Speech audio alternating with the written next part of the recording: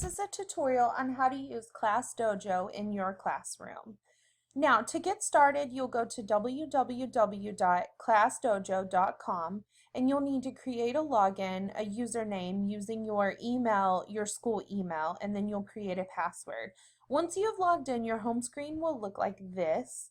And we are going to add a class, so you would click the plus sign right over here to add a class. You're going to name this class and then select your grade level. So let's select third grade. Now we want to go ahead and add our students to this class. Now this is something that I did from my, I did with my students, just this really got them excited about using Class Dojo. So you can do this with your students or you can do this on your own. I've already copied a class list. So I'm just gonna paste this right here. And then we want to import that list. And like I said, if you do this with your students, they are able to choose their avatar. So that was something that my students really enjoyed. So once we've added those students, you'll just click Done Adding Students. Now, the next step is to get your parents involved. And the way to do that through Class Dojo is they will give you a PDF of an invite that you will send home to your students. And when you send this home to with your students to your parents, they will download the app Class Dojo from the App Store, and they will be given a code. This is the code that they will add in on their app, and they will be connected directly to their student. So they will be able to see their progress and behavior each day. So once you have sent those home, we are finished with that step, so we're done with the invites.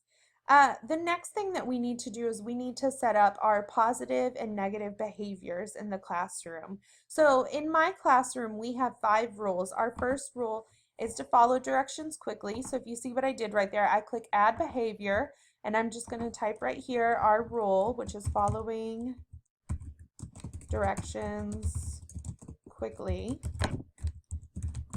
And we're gonna I did this with my students. Like I said, I was really trying to get them excited about it.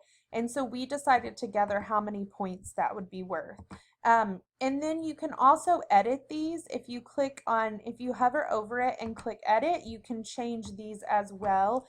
Being respectful is one of our PBIS expectations, so that's very important. So we decided to use that in the classroom, and we decided together that that should be worth 2 points.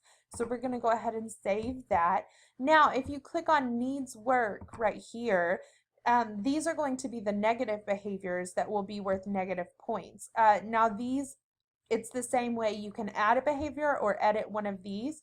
So we're going to go ahead and edit disrespect right here. Since we made that worth 2 points on the positive side, let's go ahead and make disrespect worth negative 2 points on this side. And that's something that you can decide with or without your students, whatever you're comfortable with. Mine really enjoyed coming up with these together. So then once we have that done, we're just going to click finish right here. So you see we have our students here. Now we are ready to go ahead and start being able to add points. So to be able to add points, a student will get a point. Let's say you just click on that student's name, and whatever they are doing, you will be able to click on that, and that will add that point to them. And if you see our whole class, as each student gets a point, this will go up as well. Now, let's say the entire class is doing something really well, you can award the entire class at one time as well. And you would just click on whole class and award that point to them. Now, you can also assign groups. You can, if you click on the groups tab right here, you can click on add your groups, and you will choose, let's say my students sit in tables, so we can say that this is table 1. And then you will choose the students that sit at table 1. And once you have those students, you're going to create that group. So let's say table 1 is doing a really great job that day. You can award table 1 all at once without having to find their names separately. Now we're going to go back to our class. Oh, we did it the long way. That's okay.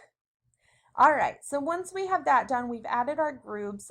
Something else for us to see, if you click right here on class story, this is almost like a Facebook feed for your classroom.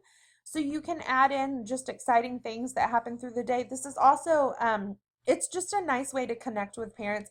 This is also, if we do something fun in the classroom, it's a nice place to add a photo. It's just a private place where the parents can see what is happening through the day, and I can just give them a quick little update. There is also a message tab, and parents can message you straight through the app, or through the website, so you can quickly get messages from your parents.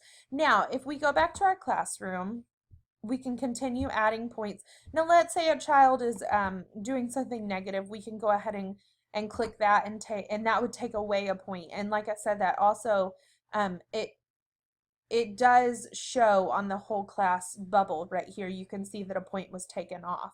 Now, the next thing that we want to look at is if you click right here on settings.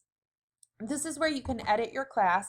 If you get a new student, you can add or take away students or edit names on here. This is where you can connect with parents.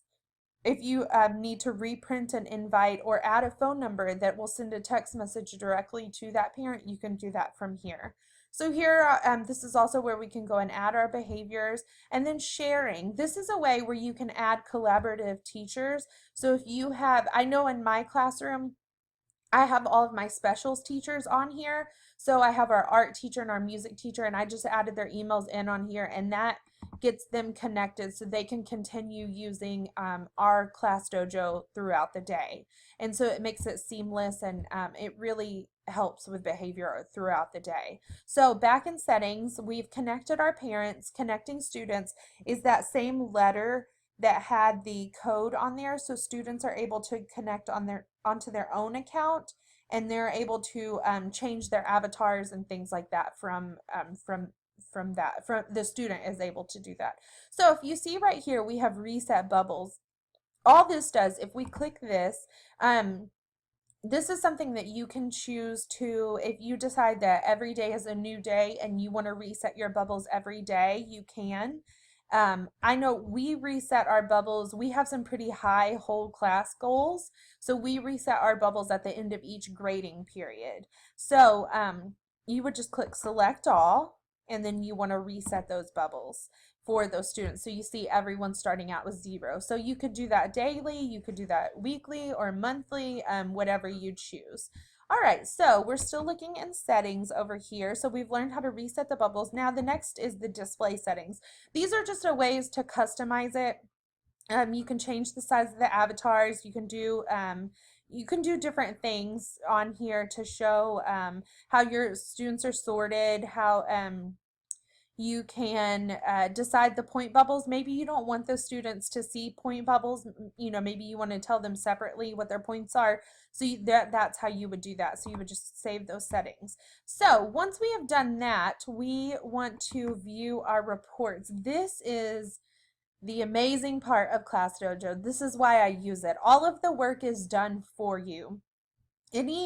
Um, you can see the data from every student's behavior throughout the day, and this is what I love about it, is I'm able to hold my students accountable. I can show this to them, the parents see it directly.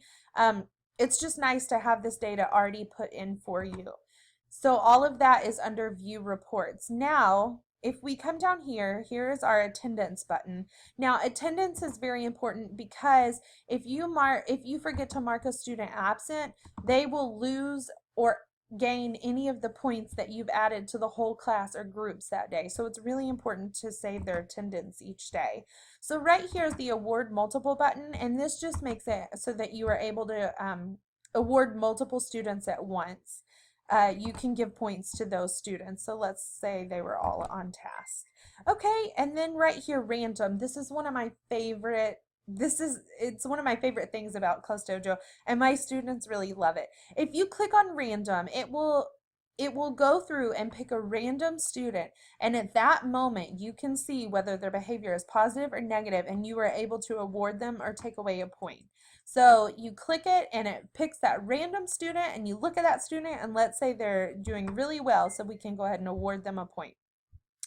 And then the last thing that we're going to go over is the timer. And the timer, of course, is useful throughout the day for many different reasons. I know that it really helps in my classroom. I can give my students a short-term goal, so I can, give them 5 minutes. If you are reading quietly at the end of this 5 minutes, when the timer goes off, I will award the entire class a point. And so they get really excited to be able to see that timer on here. And so that's really nice. It's of course, the timer is always nice to have. These are awesome if you're able to use this up on the smart board, but even if you don't have a smart board in your classroom, even just having it up on a computer is nice. And there's also an app. I carry my phone with me throughout the day, so I'm able to mark points even when we're in the hallway through the app. I hope that you find this resource as useful as I do in your classroom, and I hope you've enjoyed this tutorial. Thank you.